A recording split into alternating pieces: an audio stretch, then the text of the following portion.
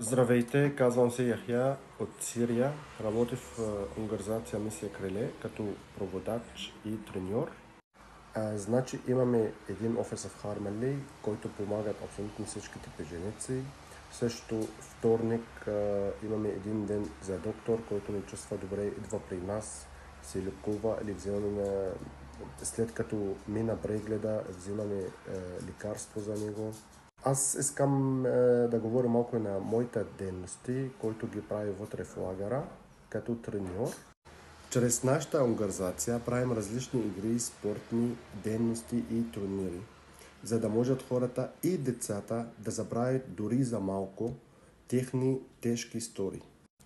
Като цяло аз работя с различни възрасти в Хармели. Отделих ги на групи. Всеки ден имам отделни часове за всяка група. Примерно от 10 до 14 години това първата група почваме. После идват втората група, който от 14 до 18. После най-накрая идват трета група, който е над 18. Това спортните дейности, които ги правихме там в Хармели, наистина карат хората да чувстват съвсем различно. Освен това, участваме с много турнири, които са в Пловдив, същото в София, също играеме приятелски мачове в Хармели и виждам каква промяна за една година за тия хора, които е там. Хората имат нужда да отпуснат малко и чрез тия спортните дейности те отпуснаха много.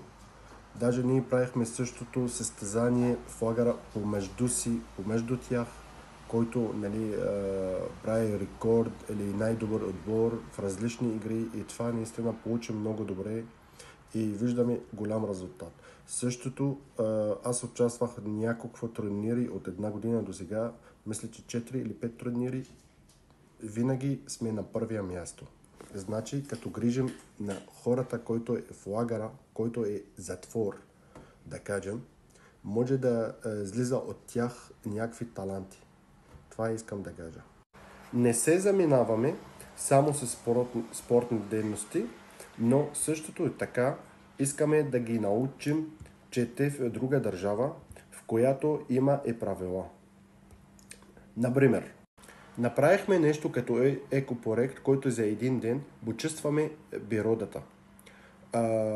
Събрахме хора от лагера, от беженския лагер и започнахме да почистим различни места. Чрез това надяваме те да пазят държавата. Също имаме като менторска програма, който отделим различни групи.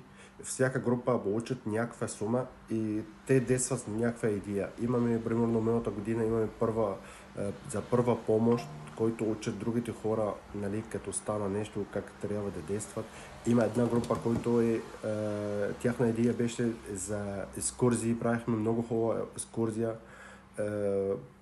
Излиза тогава 65 човека за тази екскурзия. Правихме барбекю. Има една група за спортни дейности, които взимат екипи за хора, обувки, топки, които се тренират там. Има още четвърта група беше за готвачи, които готвят и раздават храната абсолютно на всичките хора, които са в лагера.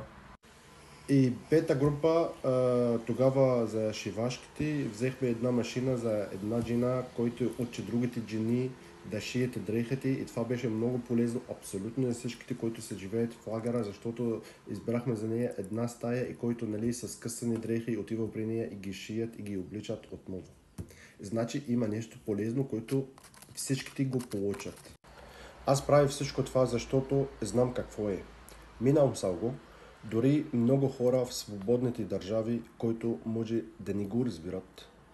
Това е най-труден етап за хората, минали през войната – адаптацията. Затова ние като организация искаме да кажем, че те може да почват от нов живот.